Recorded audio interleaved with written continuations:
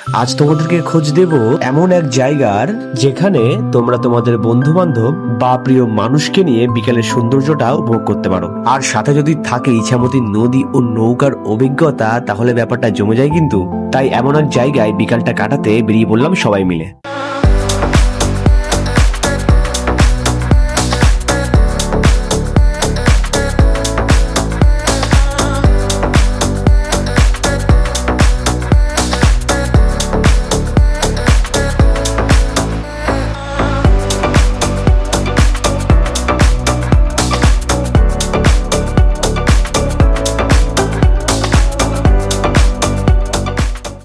আজ তোমাদের সামনে তুলে ধরবো অত্যাচারের এক নির্মম ইতিহাস। জমিদার মঙ্গলচন্দ্র 200 বছর আগে এই ভবনটি নির্মাণ করেন। পরে এটি নীলকর সাহেবদের দখলে চলে যায়। সেই সময়ে নীলকর সাহেবেরা গ্রামের চাষিদের জোর করে নীল চাষ করাতে বাধ্য করত। কিছু কিছু চাষি নীল চাষ করায় বারণ করলে তাদেরকে এই ভবনের কালকুটিতে বন্দী করা হতো এবং পরে তাদেরকে হত্যা করা হতো। তাই এই ভবনের নাম দেওয়া হয়েছিল নীলকুঠির। প্রতিশোধের ক্ষোভে এক চাষি চাষে ব্যবহৃত ধারালো অস্ত্রটি দিয়ে নীলকুঠিতে ঢুকে নীলকর সাহেবের গলা কেটে তাকে হত্যা করে। তাই এই কুঠিরের আরেকটি নাম কাটা সাহেবের কুঠি নামেও পরিচিত। রহস্যময় এই জায়গাটির পাশ দিয়ে বয়ে চলেছে ইছামতি নদী। তাই একটি নৌকা ভাড়া করে বন্ধুদের সাথে চললাম নদীর মাঝে।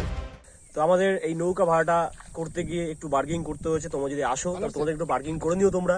আমাদের এই নৌকা ভাড়া নিয়েছে পার পার্সন 50 টাকা করে। আমরা 8 জন আছি, আমাদের 400 টাকা নিয়েছে। তো বয়ে চলেছে আমাদের নৌকো ইছামতি নদীর উপর দিয়ে, আর আমরা রয়েছি একটু ফিল দিচ্ছি সবাই মিলে। আর পাশে রয়েছে কিন্তু পারমদন ফরেস্ট। এই ফরেস্টটা কিন্তু নাম হচ্ছে পারমদন। এখানে কিন্তু হরিণ আছে। এটা পুরোটাই কিন্তু পারমদন ফরেস্ট।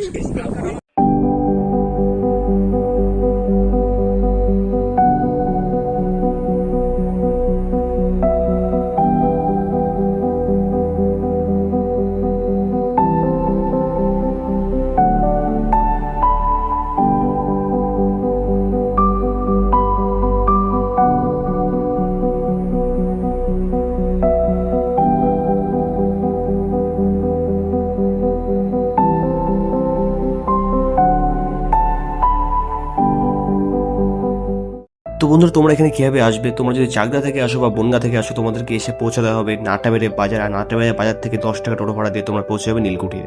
দিনের আলো থেকে হয়ে গেল রাতের অন্ধকার। এবার চায়ের চুমুক দিয়ে বাড়ি ফেরার পালা। আর ভিডিও তোমার কেমন লেগেছে অবশ্যই জানিও। দেখা হবে আবার নতুন একটা ভিডিওতে। ততক্ষণ জন্য ভালো থেকো, সুস্থ থেকো, টাটা।